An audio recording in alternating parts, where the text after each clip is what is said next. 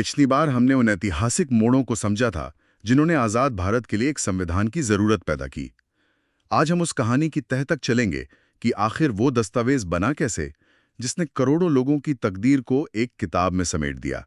ये जो संविधान सभा यानी कॉन्स्टिट्यूएंट असेंबली का आइडिया था, ये आया कहाँ से? और क्या ये बस कुछ मीटिंग्स और कागजी कार्रवाई थी या इससे कहीं ज्यादा कुछ था? बिल्कुल, आज हम यही समझेंगे कि भारत का संविधान सिर्फ कानून की एक किताब नहीं है, बल्कि ये एक नए देश के जन्म की कहानी है। एक ऐसी कहानी जिसमें आप समझिए तीखी बहसें हैं, गहरी असहमतियां हैं और फिर उन सबके पार जाकर सहमति बनाने की एक जबरदस्त कोशिश है।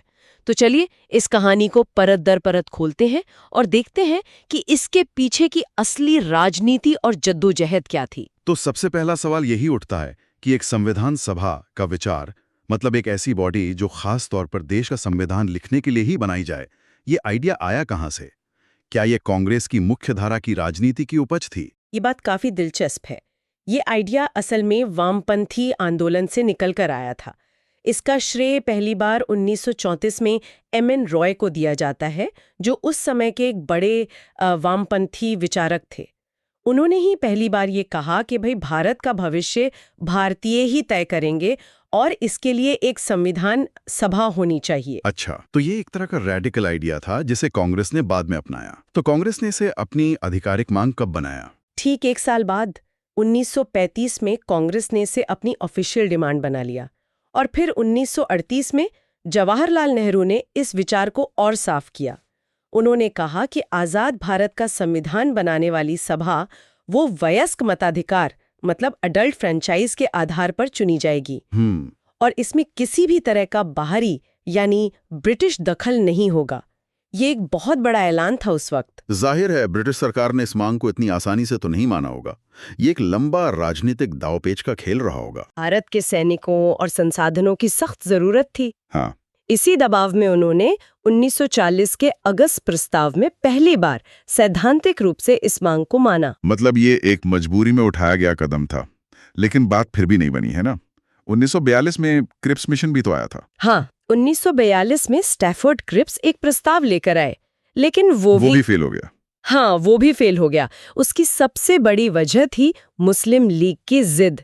मुस्लिम लीग चाहती थी कि भारत को दो हिस्सों में बांट दिया जाए और दोनों के लिए अलग अलग संविधान सभाएं बने। और कांग्रेस इसके लिए तैयार नहीं थी? बिल्कुल नहीं थी, इसलिए बात वहीं रुक गई। तो फिर रास्ता कैसे निकला? इतने बड़े गतिरोध को तोड़ा कैसे गया? रास्ता निकला 1946 के कैबिनेट मिशन ने। ये मिशन बहुत अहम था। इसने दो संविधान सभाओं की मांग तो ठुकरा दी, लेकिन एक ऐसी योजना सामने रखी जिसने मुस्लिम लीग को आप कह सकते हैं कुछ हद तक संतुष्ट कर दिया। ये एक बहुत ही जटिल लेकिन काम चलाऊ फॉर्मूला था जिसने आखिरकार एक संविधान सभा के गठन का रास्ता साफ कर दिया। अच्छा। और यहीं से कहानी असल में शुरू होती है। ठीक है, तो कैबिनेट मिशन ने मंच तैयार कर दिया। अब सवाल था कि ये सभा दिखेगी कैसे, इसमें कौन लोग होंगे, इसका ढांचा क्या होगा? योजना के मुताबिक कुल सीटें तय हुई 389। इन 389 सीटों में से 296 सीटें ब्रिटिश भारत यानी वो इलाके जो सीधे अंग्रेजों के कब्जे में थे उनके लिए थीं। और बची हुई 93 सीटें देसी रियासतों यानी प्रिंसली स्टेट्स के लिए रखी गईं। यहाँ पर एक सवाल है जो अक्सर एस्पिरेंट्स को कंफ्यूज करता है। क्या इस सभा के सदस्यों को भारत की आम जनता ने सीधे वोट दे के चुना था, जैसे आज हम लोकसभा के लिए वोट करते हैं? ये बहुत ही जरूरी सवाल है और यहाँ एक आम गलत फहमी है। इसका जवाब है नहीं, सदस्यों को सीधे जनता ने नहीं चुना था। ये एक आंशिक रूप से चुनी हुई मतलब पार्टली इलेक्टेड और आंशिक रूप से नामांकित पार्टली नॉमिनेटेड बॉडी थी। एक मिनट, इसका मतलब क्या हुआ? इसे थोड़ा और आसान भाषा में समझाएंगे? जरूर। इसका मतलब ये था कि जो 296 सदस्य ब्रिटिश भारत से आने थे, उनका चुनाव अप्रत्यक्ष इनडायरेक्ट तरीके से होना था। अच्छा, अप्रत्यक्ष। हाँ, यानी लोगों ने अपने अपने प्रांतों की विधानसभाओं के लिए एमएलएज को चुना। जी। और फिर उन एमएलएज ने अपने अपने प्रांत से संविधान सभा के सदस्यों को चुना। समझ गया। और जो 93 सीटें देसी रियासतों की थीं, उनके प्रतिनिधि वहां के राजाओं या नवाबों द्वारा मनोनीत किए जाने थे, नॉमिनेटेड, उन्हें चुना नहीं जाना था। लेकिन क्या इस पर सवाल नहीं उठे कि एक ऐसी सभा जो सीधे जनता द्वारा नहीं चुनी गई, वो करोड़ों लोगों के लिए नियम कैसे बना सकती है? क्या ये पूरी तरह से लोकतांत्रिक था? बहुत अच्छा सवाल है। हाँ, इस पर बहस हुई थी। आलोचकों ने कहा कि ये पूरी तरह से एक लोकतांत्रिक संस्था नहीं है, क्योंकि इसमें वयस्क मताधिकार का इस्तेमाल नहीं हुआ। लेकिन उस वक्त के हालात को भी देखना होगा। देश में सांप्रदायिक तनाव चरम पर था। हाँ, वो तो था। और उस माहौल में एक राष्ट्रव्यापी सीधा चुनाव करवाना लगभग नामुमकिन और बहुत खतरनाक होता। इसलिए ये एक व्यावहारिक समाधान निकाला गया था। समझ गया। तो जब चुनाव हुए तो नतीजे क्या रहे? जुलाई-अगस्त 1946 में चुनाव हुए। इसमें कांग्रेस को 208 सीटों की जबरदस्त जीत मिली। अच्छा। और मुस्लिम लीग को 73 सीटें। लेकिन एक और बड़ी बात हुई। देसी रियासतों ने खुद को इस पूरी प्रक्रिया से अलग रखने का फैसला किया। अरे? हाँ, उन्हें लगा कि शायद वो आजाद रह सकते हैं, इसलिए उनकी 93 सीटें खाली रह गईं। तो आखिरकार वो दिन आया जब सभा की पहली बैठक हुई, 9 दिसंबर 1946। उस दिन का माहौल कैसा रहा होगा? माहौल में उम्मीद तो थी, लेकिन तनाव उससे कहीं ज्यादा था। मुस्लिम लीग ने बैठक का बहिष्कार कर दिया था, क्योंकि वो पाकिस्तान की मांग पर अड़े हुए थे।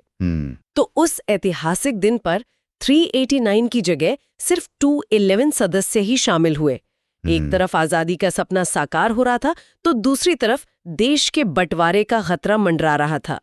उस हॉल में बैठा हर सदस्य इस दोहरी भावना को महसूस कर रहा था। ऐसे तनाव भरे माहौल में नेतृत्व किसने संभाला? फ्रांस की एक पुरानी परंपरा का पालन करते हुए सभा के सबसे वरिष्ठ सदस्य डॉक्टर सच्चिदानंद सिन्हा को अस्थायी अध्यक्ष मतलब टेम्पररी प्रेसिडेंट बनाया गया। अच्छा। लेकिन जल्द ही डॉक्टर राजेंद्र प्रसाद को स्थायी अध्यक्ष परमानेंट प्रेसिडेंट और एच.सी. मुखर्जी को उपाध्यक्ष चुना गया।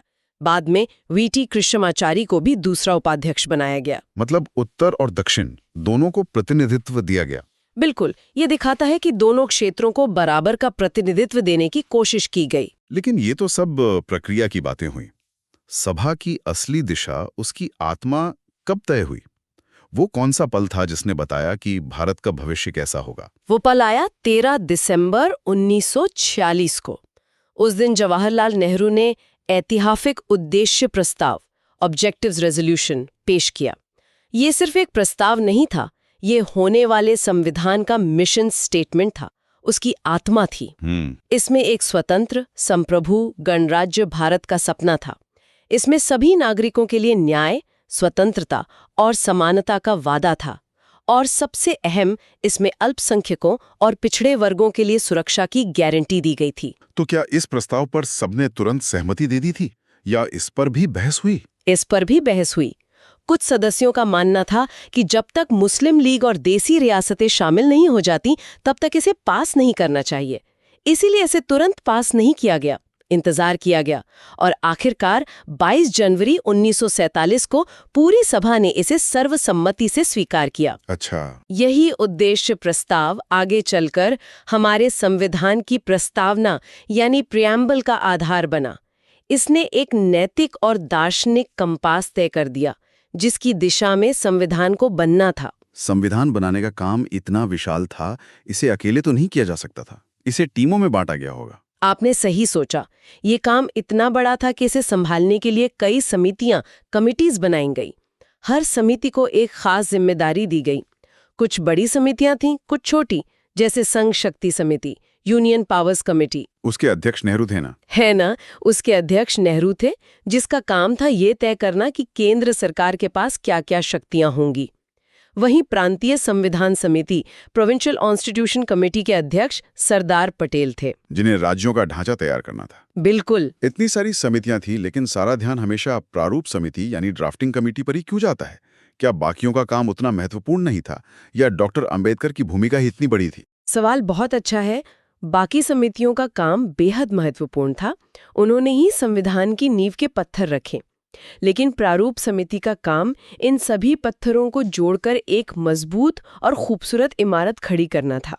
29 अगस्त 1947 को बनी इस कमेटी के अध्यक्ष थे डॉक्टर बी.आर. अंबेडकर जी। इनकी जिम्मेदारी थी कि बाकी सभी समितियों के सुझावों को इकट्ठा करें, उनमें जो विरोधाभास हैं उन्हें दूर करें और संविधान का एक पहला मसौदा यानी ड्राफ्ट तैयार करें। और ये काम सिर्फ अलग-अलग रिपोर्ट्स को एक साथ नत्थी करना नहीं रहा होगा। बिल्कुल नहीं, ये एक वैचारिक महायज्ञ था। किसी समिति ने मजबूत केंद्र की वकालत की थी तो किसी ने राज्यों को ज्यादा अधिकार देने की, किसी ने मौलिक अधिकारों पर जोर दिया तो किसी ने राज्य के नीति निर्देशक सिद्धांतों पर। डॉक्टर अंबेडकर और उनकी टीम को इन सभी विचारधाराओं के बीच एक ऐसा संतुलन साधना था जो देश को एक भी रखे और उसकी विविधता का सम्मान भी करे। और इसीलिए उन्हें भारत के संविधान का पिता कहते हैं। बिल्कुल, इसी असाधारण बौद्धिक और राजनीतिक काम की वजह से। इस ड्राफ्ट को बनाने के बाद क्या हुआ? क्या उसे सीधे लागू कर दिया गया? नहीं, और यही हमारे संविधान निर्माताओं की दूरदर्शिता दिखती है। पहला ड्राफ्ट फरवरी 1948 में प्रकाशित किया गया और इसे भारत की जनता के सामने रख दिया गया। अच्छा, जनता के सामने? हाँ, लोगों को 8 महीने का समय दिया गया ताकि वो इसे पढ़ सकें, इस पर बहस कर सकें और अपने सुझाव और आपत्तियां भेज सकें। ये एक बहुत ही लोकतांत्रिक प्रक्रिया थी। तो इस पूरी प्रक्रिया में शुरू से आखिर तक कुल कितना समय लगा? कुल 2 साल, 11 महीने और 18 दिन लगे। इस दौरान संविधान सभा की 11 बैठकें हुईं, दुनिया के लगभग 60 देशों के संविधानों को खंगाला गया और इस जबरदस्त मेहनत के बाद 26 नवंबर 1949 को हमारा संविधान बनकर तैयार हो गया और सबने इसे अपना लिया। और उस दिन सदस्यों ने उस पर हस्ताक्षर किए? जी, अध्यक्ष के भाषण के बाद। यहाँ एक और क्लासिक सवाल उठता है। अगर संविधान 26 नवंबर 1949 को तैयार हो गया तो हम गणतंत्र दिवस 26 जनवरी को क्यों मनाते हैं? 2 महीने का इंतजार क्यों किया गया? ये सवाल जितना आसान लगता है, इसका जवाब उतना ही गहरा और ऐतिहासिक है। हुआ ये कि नागरिकता, चुनाव और संसद से जुड़े कुछ जरूरी प्रावधान तो 26 नवंबर को ही लागू कर दिए गए थे। अच्छा। लेकिन संविधान का बड़ा हिस्सा 26 जनवरी 1950 को लागू किया गया। ऐसा एक खास ऐतिहासिक दिन को सम्मान देने के लिए किया गया। वो ऐतिहासिक दिन कौन सा था? वो दिन था 26 जनवरी 1930। इसी दिन लाहौर में रावी नदी के किनारे कांग्रेस के अधिवेशन में पहली बार पूर्ण स्वराज दिवस मनाया गया था। उस दिन ये शपथ ली गई थी कि अब हमारा लक्ष्य सिर्फ आंशिक स्वतंत्रता नहीं बल्कि पूरी आजादी है। तो उसी ऐतिहासिक दिन की याद को हमेशा के लिए जिंदा रखने के लिए हमारे संविधान निर्माताओं ने 26 जनवरी की तारीख को चुना, ताकि हमारा गणतंत्र दिवस उस पहले स्वतंत्रता संकल्प का प्रतीक बन जाए। बिल्कुल। वाह, तो ये सिर्फ एक तारीख नहीं बल्कि एक भावना और एक ऐतिहासिक विरासत का सम्मान था। बिल्कुल। 26 नवंबर हमारे संविधान को अपनाने मतलब अडॉप्शन की तारीख है और 26 जनवरी उसे पूरी तरह से लागू करने, एनफोर्समेंट की। ये बारीक अंतर अक्सर लोगों को कंफ्यूज कर देता है, लेकिन इसके पीछे की कहानी इसे यादगार बना देती है। तो चलिए इस पूरी यात्रा को एक बार फिर से देखते हैं। एम.एन. रॉय के एक विचार से कहानी शुरू हुई जो कांग्रेस की मांग बनी। फिर विश्व युद्ध के दबाव में ब्रिटिश सरकार झुकी और कैबिनेट मिशन ने एक रास्ता बनाया। एक ऐसी सभा बनी जो सीधे तौर पर चुनी नहीं गई थी, फिर भी उसने देश की आवाज बनने की कोशिश की।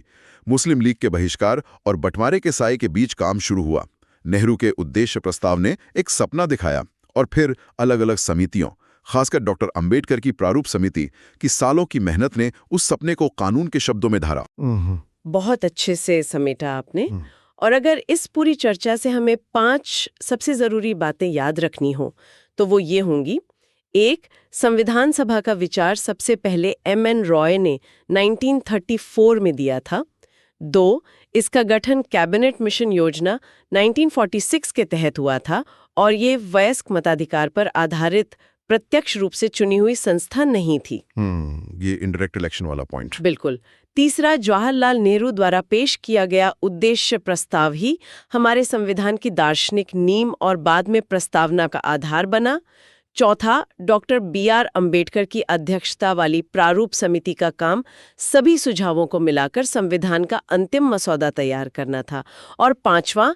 संविधान को 26 नवंबर 1949 को अपनाया गया, एडॉप्ट किया गया, लेकिन इसे ऐतिहासिक महत्व के कारण 26 जनवरी 1950 को पूरी तरह से लागू एनफोर्स किया गया। ये जानना वाकई हैरान करने वाला है कि हमारा संविधान सिर्फ एक दस्तावेज नहीं बल्कि कितनी उम्मीदों, बहसों और समझौतों का नतीजा है।